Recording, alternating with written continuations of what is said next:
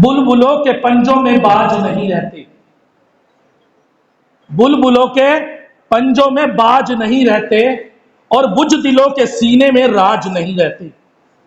और जिस कौम को पड़ जाए सर झुकाकर चलने की आदत मेरे दोस्तों, उस कौम के सर पे कभी ताज नहीं रहते, ताज नहीं रहते।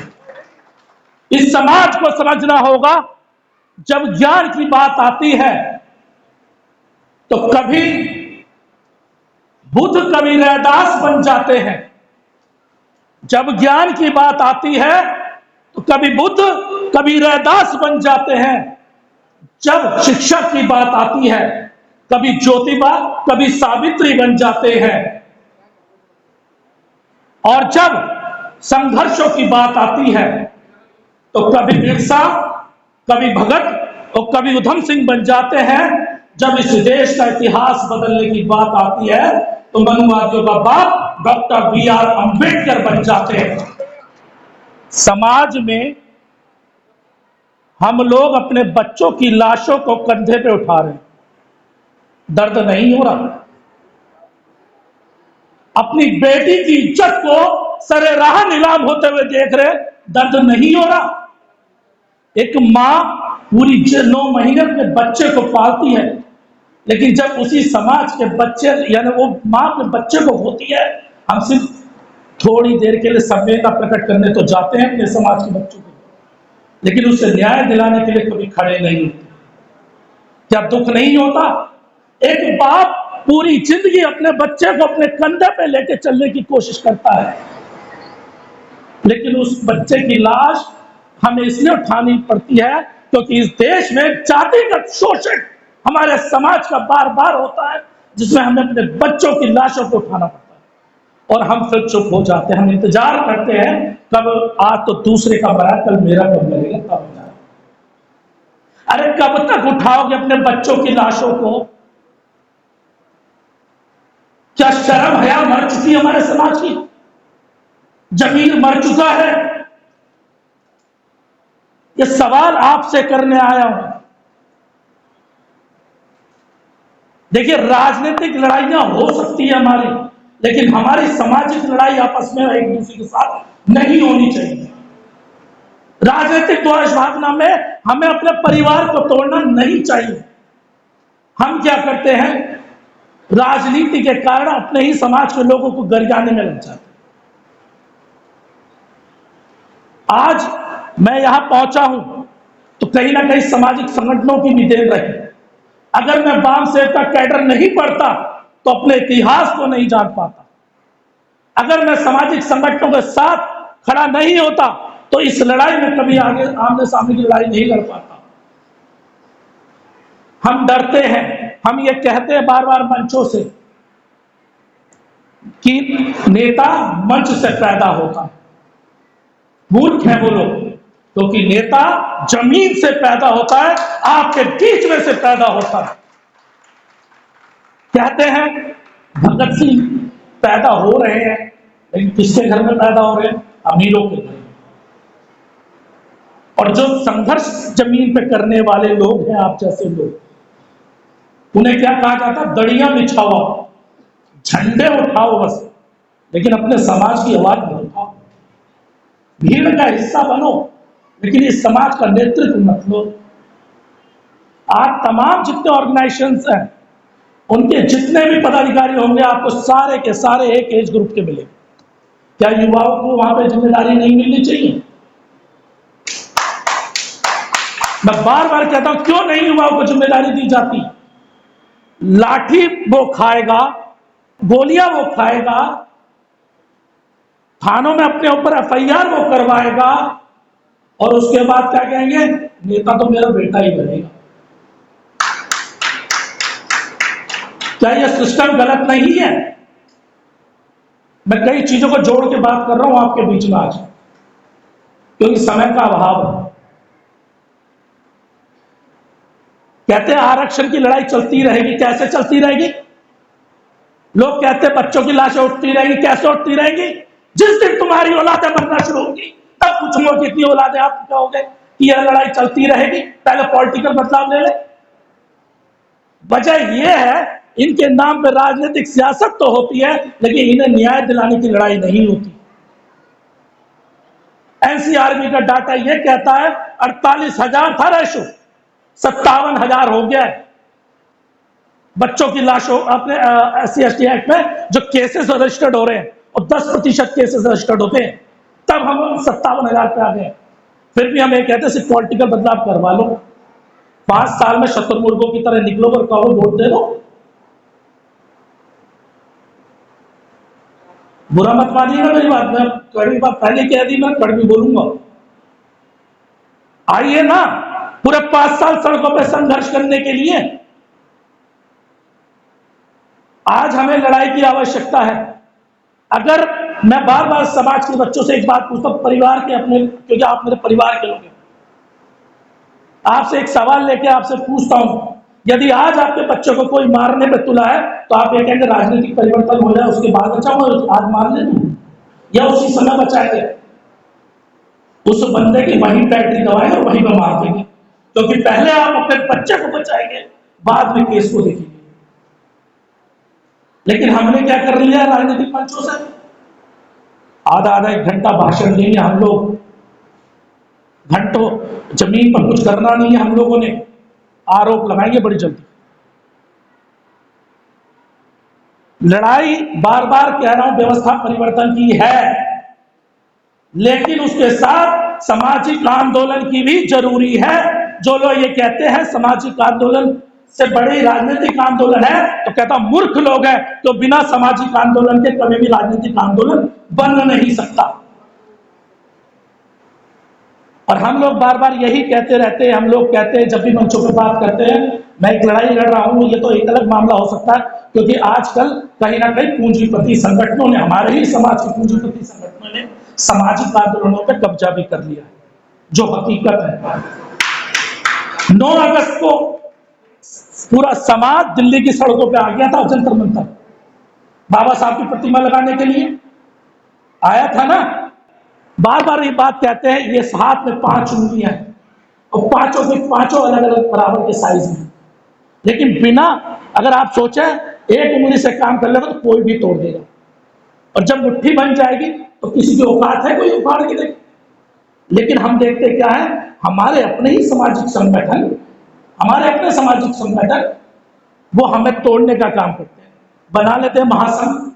बहुत सारे लोग हैं, जो व्यक्ति अपने मोहल्ले का चुनाव नहीं जीत सकता, अपनी गली का चुनाव नहीं जीत सकता, वो राष्ट्रीय अध्यक्ष बन के आ जाता आपके बीच में। क्या ऐसे संगठनों से हमें बचने की आवश्यकता नहीं है? क्यों नहीं पूछते? जब हम सामाजिक लड़ाई लड़ रहे होते हैं, जब अपने ऊपर FIR करा रहे होते हैं, थानों में अपने अपना पैर तुड़वा रहे होते हैं, उस समय सामाजिक संगठन कहां गायब हो जाते हैं? उनके बच्चे कहां जाते हैं? ये सवाल हम लोग क्यों नहीं पूछते अपने उन संगठनों से? मैंने पढ़ा, एक पूरा मैटर देखा मैंने, बहुजन स्वाभिमान संघ, इन्होंने हर संगठन को आर्थिक सहायता करी, हर आंदोलन में इन्होंने आर्थिक सहयोग किया, लेकिन क्या वो पैसा, ईमानदारी से बताइएगा, इस आंदोलन के बावजूद भी हम इस आंदोलन को आगे बढ़ा पा रहे हैं? दिल पे हाथ रख के बता दीजिए। हम लोग ये कह रहे हैं कि समय आ गया है युवाओं को नेतृत्व देने का। अगर आपके अंदर इतना दम होता ना, मेरी बात से कुछ मेरे बुजुर्ग साहिबान जो है वो थोड़ा नाराज हो सकते हैं, मैं माफी मांगता हूं, मेरे अपने बुजुर्ग, आप हमें, हमारे बनिए ना गार्जियन, हमारे संरक्षक बनिए ना, रोक थोड़ी रहा है। लेकिन हम ये कह रहे हैं, जब इस देश में क्रांति की आगाज हो रहा है, तो समाज को ठंडा करने की आवश्यकता नहीं, उस गर्म खून को और बढ़ाने की आवश्यकता है। अगर यही सोच के साथ अगर उधम सिंह भी रह जाते, बिरसा मुंडा भी अपने घर में बैठ जाते, तो क्या बदलाव हो जाता? ये जो आज हम बड़ी बड़ी बातें करते हैं ना, जब मुझे इस कार्यक्रम के लिए आमंत्रित किया, एक फोन आया, मैंने मना नहीं किया, मालूम है क्यों?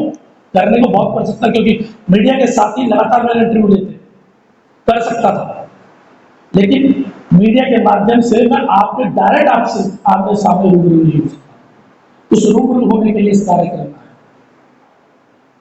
आपके आगे एक आंदोलन की भी बात हम लोग करना चाहते हैं।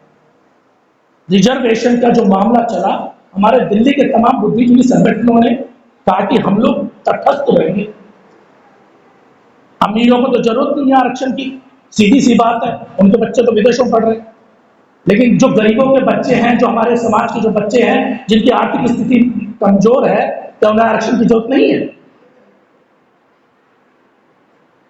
वो कहते हैं हमारे पूंजीपति संगठन, हम तटस्थ रहेंगे, हम निकलेंगे नहीं।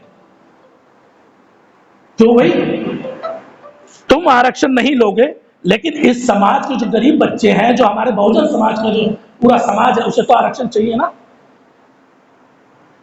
आप नहीं निकलोगे, इस बच्चों में, इस देश में बच्चों की लाशें निकलती रहेंगी, उठती रहेंगी, हम अपने कंधों को उठाएंगे और आप नहीं निकलोगे, क्योंकि हमने तो आपको अपना रहबर माना है ना, अपने बुजुर्गों का रहबर माना है हमने। मेरी 3 बेटियां हैं और मैं हमेशा जिक्र करता हूं, डर लगता है मुझे भी। बाप कितना भी मजबूत हो जाए, लेकिन एक टाइम पर डरता भी, क्योंकि इस रास्ते में निकलते हुए वही मानसिकता के लोग सड़कों पे निकल रहे। जब मूछ रखने तक पे हमारे बच्चों को मार दिया जाता, हमारा जमीर नहीं जगता। जब सवर्णों की जमीन पर निकल जाने जब हमारे बच्चों को मार दिया जाता, हमारा जमीन नहीं जगता। इतने कमजोर हो गए हम। भाषणों में बाबा साहब को याद करेंगे, बुद्ध की बात करेंगे, लेकिन समाज के बच्चों को न्याय दिलाने की बात नहीं करेंगे। कई लोग कहते हैं मैं भावनात्मक हूं, हाँ हूं भावनात्मक, अपने समाज के लिए हूं भावनात्मक, और जरूरत है भावनात्मक होने की।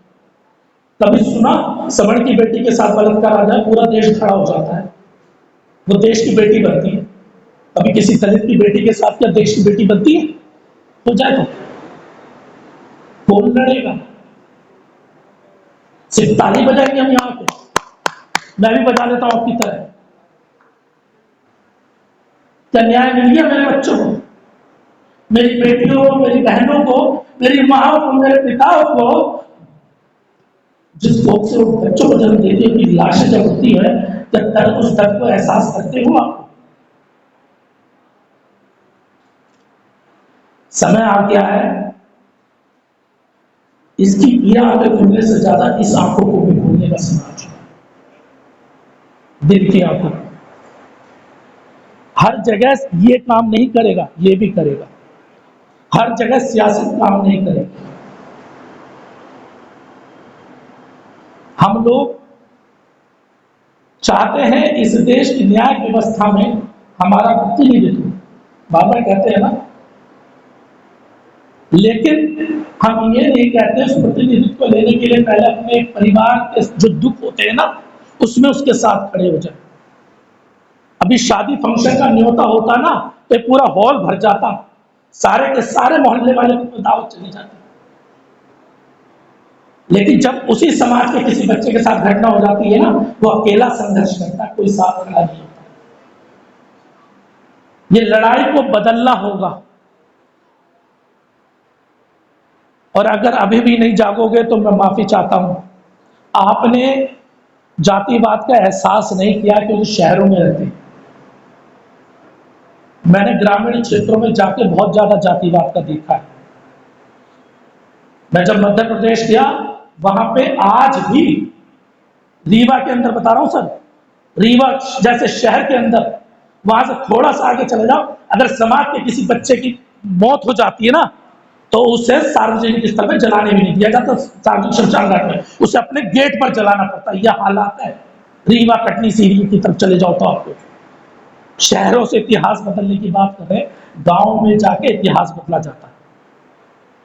आज भी देश की बड़ी आबादी ग्रामीण क्षेत्रों में। हम ग्रामीण क्षेत्रों में आंदोलन नहीं करेंगे, हम पढ़े लिखे लोगों को ही बुद्धिजीवी बनाएंगे। लो मंत्रोच्चारण ले लो। और मैं आपसे सिर्फ इतनी दरखास्त कर रहा हूं, समाज के बच्चों को, समाज की माओ को, समाज की बहनों को आपकी आवश्यकता है। और इसमें तमाम ऑर्गेनाइजेशन, संगठन की भागीदारी है। रहेगी। अगर आज हम लोग कहीं पहुंचे हैं तो उसमें तमाम सामाजिक संगठनों की वजह से है। अगर उनके कैडर हमारे बीच में नहीं होते तो आज आप लोग भी यहां नहीं होते। तो किसी को अगर हम ये कहें कि उसने नहीं किया तो हम उसे गरियाने लगे, वो गलत है। तो सिर्फ इतना कहता हूं, संगठन छोटा या बड़ा नहीं हो सकता, विचारधारा आपकी छोटी या बड़ी हो सकती है, सोच आपकी छोटी या बड़ी हो सकती है। तो अगर किसी संगठन में एक व्यक्ति भी है ना, तो उसका भी हम सम्मान करना हो, उसे ऐसी चैन बनाने का काम कीजिए। अगर बिहार में कोई घटना घटती है तो दिल्ली के संगठन खड़े हो जाएं, अगर राजस्थान में कोई घटना घटती है तो उत्तर प्रदेश के भी संगठन खड़े हो जाएं। तो एक चैन बनाने की आवश्यकता है। और मैं आपके माध्यम से अंत में एक बात जरूर रिक्वेस्ट करना चाहूंगा। नवंबर में दिल्ली के रामलीला ग्राउंड में हम एक आंदोलन करने की तैयारी कर रहे हैं, आर ओ पार। और यह आर ओ पार का सीधा है, जिसमें हमने साफ कुछ चार चीजों की मांगे मारी हैं, उनके साथ सीधा आर पार की लड़ाई का ऐलान किया। उसमें मैं प्रमुखता से 4 बातें आपको बताने पहले वाले। नंबर 1, आरक्षण और SC/ST एक्ट को 9वीं अनुसूची में डाला जाए, क्लियर। दूसरी बात, कॉलेजियम सिस्टम को खत्म करके वहां पे रिजर्वेशन की जो है रिजर्वेशन लागू किया जाए, क्योंकि न्यायपालिका में भी हमारे लोगों का होना आवश्यक है। तीसरा, जो बैकलॉग है उसे फुलफिल किया जाए, क्योंकि 22.5% आरक्षण होने के बावजूद भी हमें सिर्फ 8% पर रोक देते हैं ये लोग NFS वहां पे, बैकलॉग भरा है। और ये लड़ाई सिर्फ रामलीला तक नहीं होनी चाहिए, हमने ऐलान किया है अगर जरूरत पड़ी तो उसी दिन हम राष्ट्रपति का भवन का भी घेराव करने के लिए तैयार है। हम पीछे हटने वाले नहीं है, चाहे कुछ हो जाए। और अंत में इतना ही कहूंगा, सरफरोशी की तमन्ना अब हमारे दिल में है, देखना है जोर कितना बाजू में कातिल में है। आप सभी को क्रांतिकारी जय भीम, जय भारत।